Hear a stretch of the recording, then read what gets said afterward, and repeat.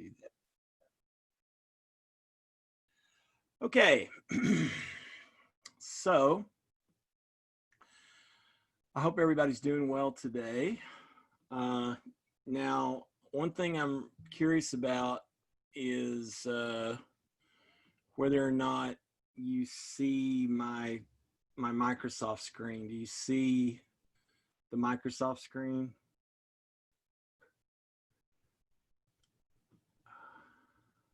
Okay. All right. So today, what I wanted to talk about was the sources of philosophizing from the human condition, or the sources, really, locating philosophy's source in our being human. All right. So yesterday I pointed out that there are at least 4 ways that we regularly are philosophizing. That is spontaneous philosophy.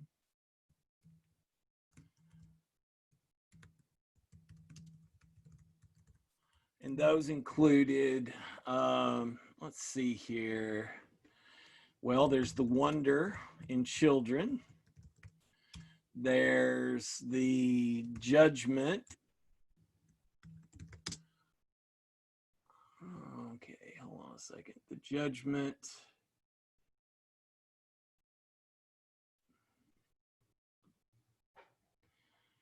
Judgment of judgment, which, children actually make judgments, but adults is where, generally you make the most judgments most of the time. The speculations or imaginations of the neurodivergent. Neurodivergence is actually a word we use now instead of saying things like crazy or mad or unstable or any of those kind of things. And then finally, tradition, which would be like your myths and your proverbs, which come from tradition. So these are what you might call the spontaneous philosophizing that all humans can do. And it's spontaneous because it's just something, it's a way that we actually interact with the world, okay? Now Carl Jaspers, who's thinking I'm following in this, makes a distinction between the origin of philosophy as an activity, right? And the source of philosophizing. And what the difference is we want to say here is that the origin is actually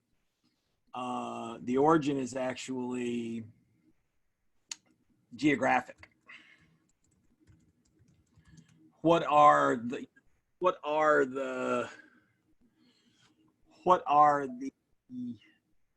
places that we can say philosophy was getting underway, right?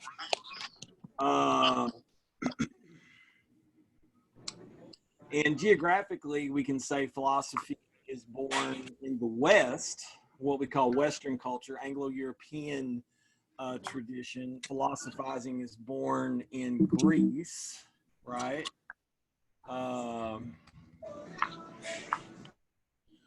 And being born in Greece, it then travels from there to the Roman world, okay, to the Roman reality, and then you end up with what's called this Greco-Roman tradition, which gets combined slowly but surely over time. It gets combined with the Judeo-Christian tradition, or the Abrahamic tradition, right? So philosophizing becomes an aspect of that. So that's the origin, is basically the geographic beginnings of all these things. Origin actually is an interesting word. The word literally means Genesis in the East, right? It literally means that Ori there is Orient. So the origin is the way that you orient yourself. And what's the most common way that human beings orient themselves? One thing that's never changed in the entire history of being human, one of the things that's never changed in the entire history of being human, is that the sun rises in the east. Actually, I'm pointing north now. That the sun rises in the east. Of course, I don't guess y'all can see me because I'm sharing my thing. The sun rises in the east every morning. And unless it's really cloudy outside, you see that, right? And even when it's really cloudy outside, you know that there's a kind of burgeoning light there. So one way that humans have always been able to orient themselves is by dawn, watching the sun come up. And then you're like, okay, that's the east. So now I know which way's the west, which way's south, which way's north. So when you talk about the origin, then you're actually talking about the origin in the east. You're talking about sort of the dawn of thinkering, okay? But source is different, where the origin talks about a geographic notion, okay? And here, let me go ahead and put this little categorization. The geographic Western, excuse me, not Westernization, but Western thinkering begins with what we think of as Greece, and then moves to Rome, and then becomes Judeo-Christian from the Abrahamic tradition, and then we end up with what we would call now the Anglo-European tradition. Okay. Does this mean that there's no philosophy anywhere else? No, it does not mean that. We can also go geographic Genesis in the East, literally to Asia, right? And we can talk about India, or we could talk about China as sources, right? As places where philosophizing went. And it's also people philosophize in Africa. We can talk about Egypt and Ethiopia. So these traditions are actually there. And interestingly enough, the Greeks and the Romans very well understood in their own time that a lot of the things that they thought about and that they considered to be true began in Egypt. The wise priests of Egypt were the first people to really philosophize or to think hard about, you know, how the world is and what the world's traditions are, right?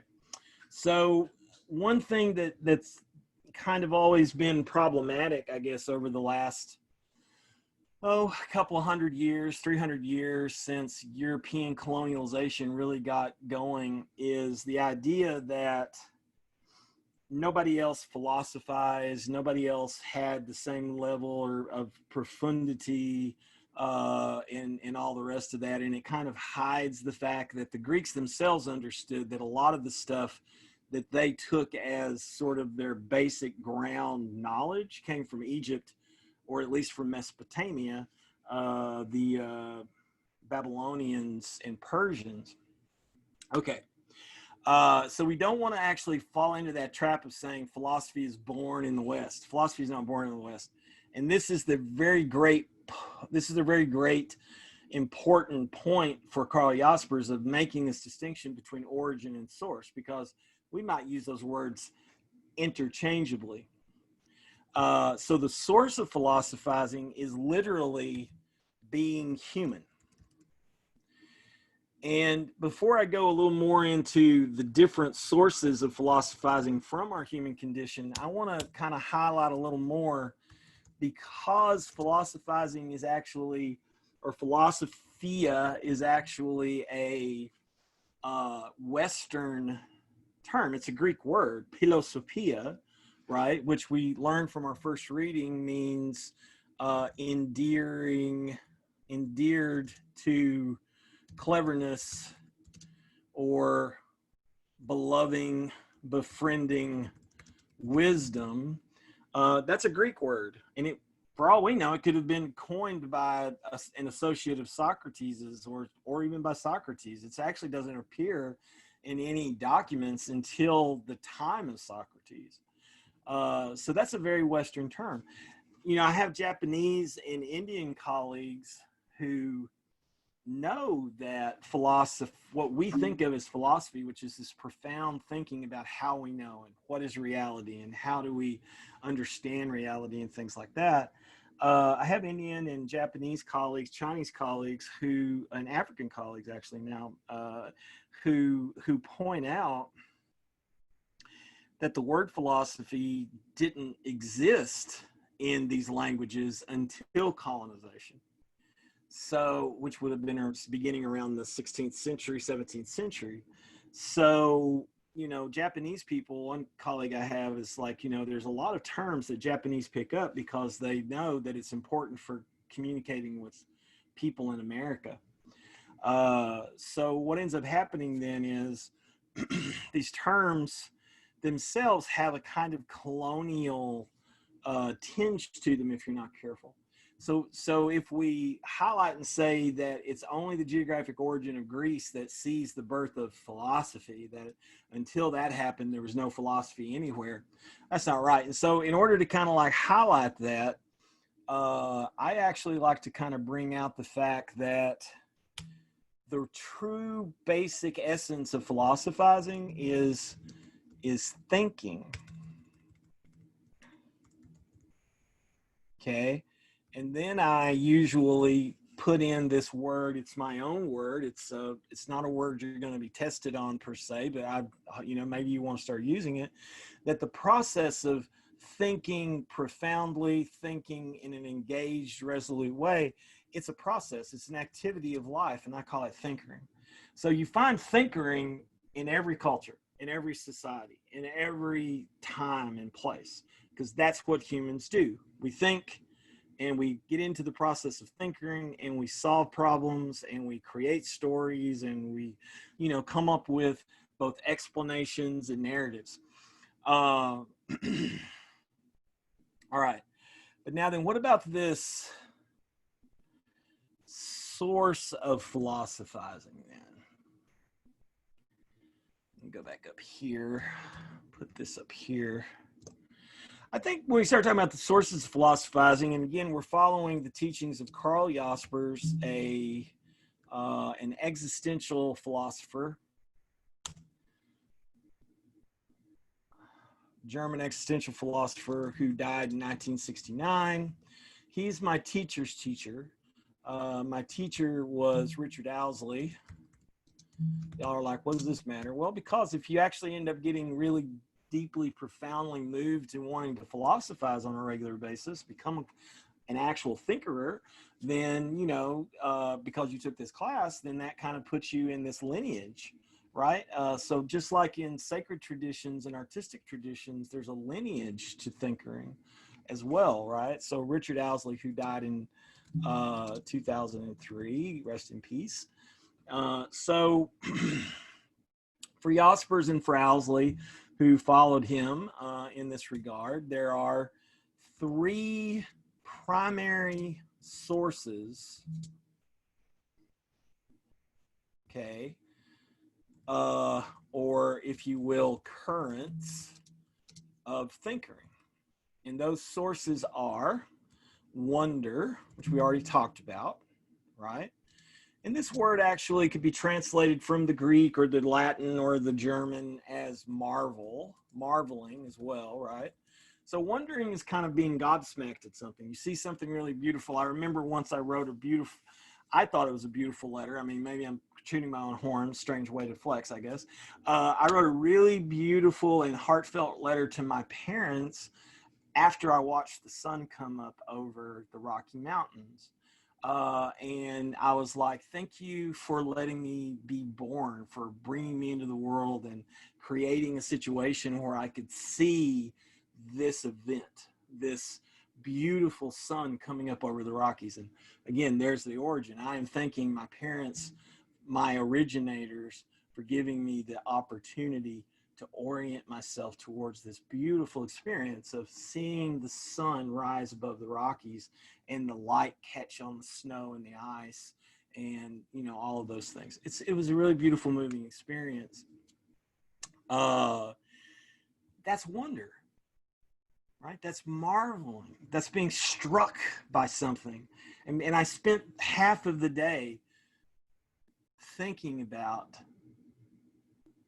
how the sunrise means, how the sun over the mountains means, right? I know that sounds a little weird, but that's okay. I don't mind people thinking I'm strange. I am a philosopher.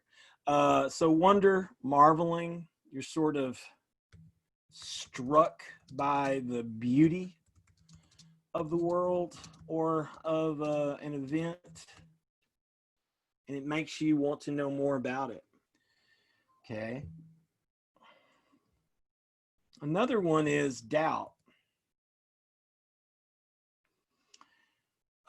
Let me actually, before I get too far along here, I want to make sure there's not anything in the chat. Okay, good. No questions. If y'all have any questions, put your questions up in the chat or raise your hand, and you can actually just ask it through the microphone. Anyway, so the three primary sources are wonder, marveling, doubt.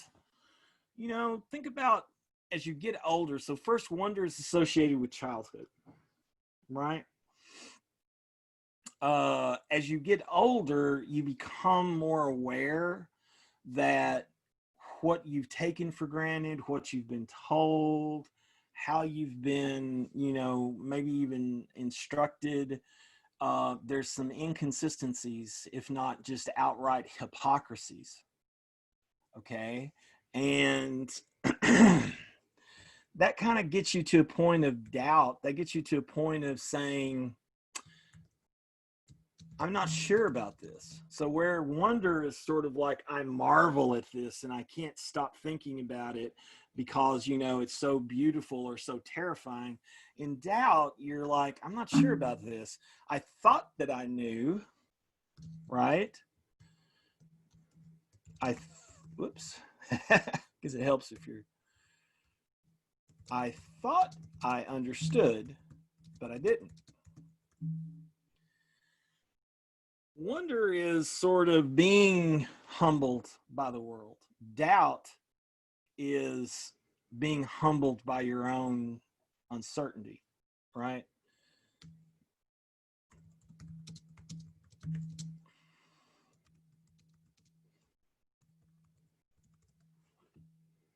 And I'm going to just keep going back and hitting it over the head over and over and over again about this willingness to be uncertain and not run as quickly as possible to try to stop all uncertainty so that you feel secure. Okay, so with doubt, this is where you go, I'm not too sure about that. And of course, we doubt every day. And every time you have a doubt, that kind of throws you into the spontaneous act of having to make a judgment call, right?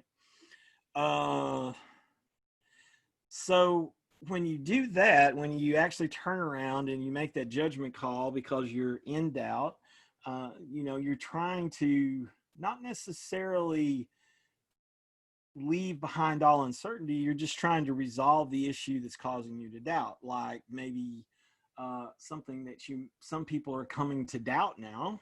A good example, there are a lot of people who are finally kind of, they're coming to doubt exactly how much police need to be militarized.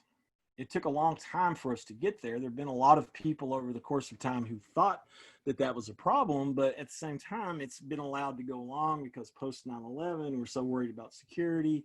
So over the course of time, we militarized the police more and more. And then once we realize there's a doubt about this militarization of the police, that actually throws more light on other aspects of policing that are doubtful. Okay. So you're just not sure. So what do we do? Where do we go? Well, this is where thinkering is going to be necessary, right? You can make a quick judgment when you see somebody being brutalized. That's not right. But you have to pull back in a larger critique and ask yourself the question, how does this represent a system I haven't questioned? And doubt is healthy. I think that, we should never, as much as, doubting Thomas, the apostle of Jesus of Nazareth, is often held up as an example of, well, if you just have faith, you know, you'll believe, you know, you'll get even more out of your relationship to God than Thomas did, because Thomas had to have it proven to him. But at the same time, Jesus is shown as not necessarily reprimanding him. He just says, this is a way. You have to test it. There's some people who are like that. Other people aren't like that, and they're able to believe without having to see. Okay. But there's never an issue of you should just not see. Blind faith is actually not a Christian virtue, a Muslim virtue, or a Jewish virtue. That is an Abrahamic virtue. Blind faith is not that. So doubt actually has a place in us, right? So there's the wonder that gobsmacks us, sometimes terrifies us, and it's the beauty of reality. There's doubt because what you're concerned about in this regard then is the truth.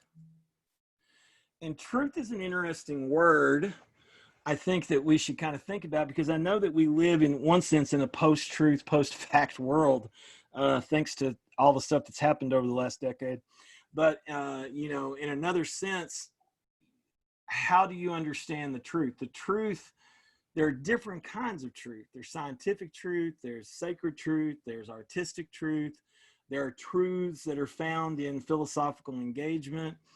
Truth actually derives from an old Indo-European word related to hard wood, interestingly. And actually, that means, if you think about it, hardwood, something made out of a truly hardwood like ebony, or possibly something like a petrified wood, endures, right? It obtains across time. And that's really kind of what we're talking about when we talk about truth. And then it becomes a question of understanding what sort of truth you're talking about. What truth endures in science is different than what truth endures in some sacred on some sacred path, and certainly different than the truth that endures in art, right? Okay. Does anybody have any questions?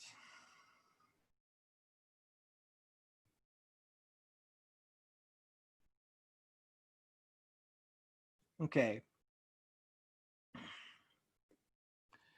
So the final area that Jaspers and Owsley and I like to talk about as a source of philosophizing in our thinking in our lives, a source for philosophizing, for thinking in the human condition, is about thrownness, or we might say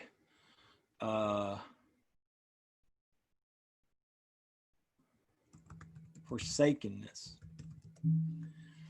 You gotta, the word that's really doing the work here, I think, more than anything else, is thrownness. Forsakenness has a kind of negative connotation to it. A lot of what I'm about to say at first sounds like it has a negative connotation, but you have to understand what it is that we're talking about when we talk about thrownness. When we're talking about thrownness, what we're talking about is, quite simply, right, you were thrown into the world. You didn't ask to be born.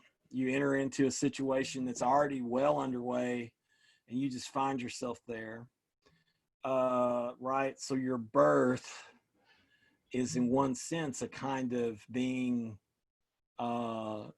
projected into life, okay? So you're thrown into the world, and in that way of being thrown into the world is kind of a notion of projection. You need to develop a project for yourself as you go along. So as you kind of move out of childish wonder into a kind of notion of, teenage and young adult doubt, the real question becomes, as you gain more experience, the things you've marveled about, the things you've doubted over, you suddenly realize that in so many ways you have no real control over anything that's happening. That you don't even remember being born. You've just been told by people you were born, that the people that you were with are the people who've raised you, that they had your best interests at heart, and da da da da da. And as you get older, of course, obviously the doubting of that kind of throws a new light. So when you recognize your thrownness, when you recognize that you have been, and literally project means to project something means to throw ahead, that you need to develop a project for, in a sense, a projection throw ahead. You need to develop a project for being yourself. How do you do that? Well, the first thing you need to do is you need to sort of examine, for Jaspers, Owsley, and myself, we like to say you need to examine your boundaries, right? Take stock, look around you. And in this notion of thrownness, what we have are what we might call 5 ultimate boundaries or situations. So the first thing to realize in talking about boundaries is that a boundary is where something begins, not where it ends. Okay.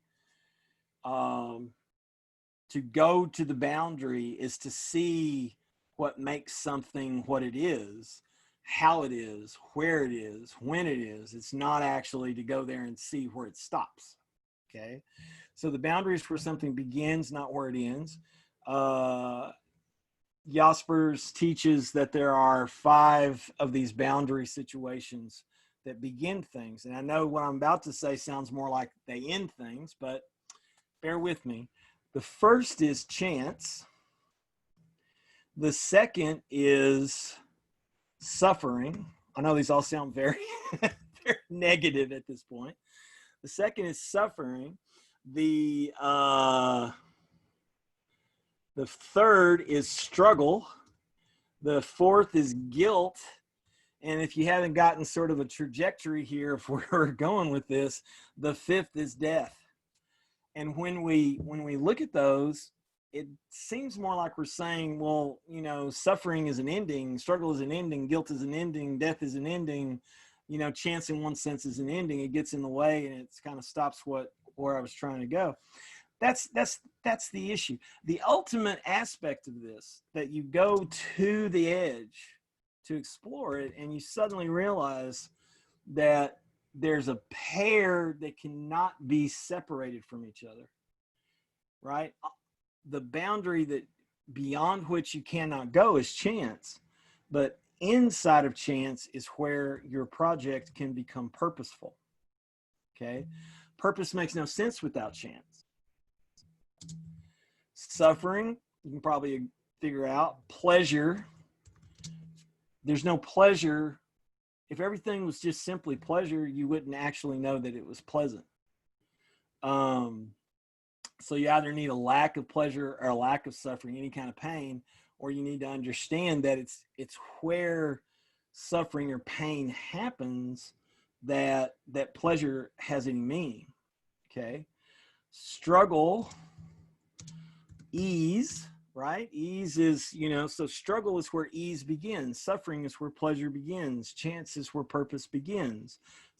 The boundary is where things begin, right? Guilt, innocence, and death, birth.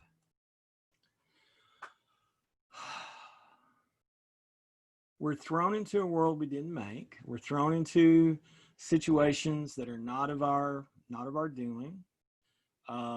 We are, standing in a sense before our own future, having to decide to purposefully engage and activities that will lead to the pleasure of expressing ourselves as fully self-actualized beings who have an ease with the world and with other people in innocent engagements that help give birth not only to new life, but also new communities and new paths. All right. So these are the sources of philosophizing for Jaspers. Now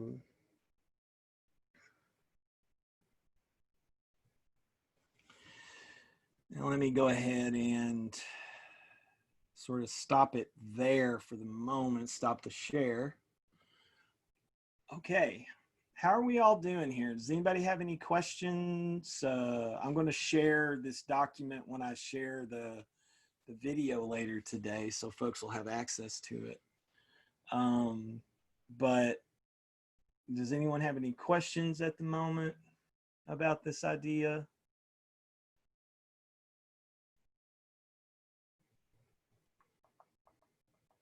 Okay.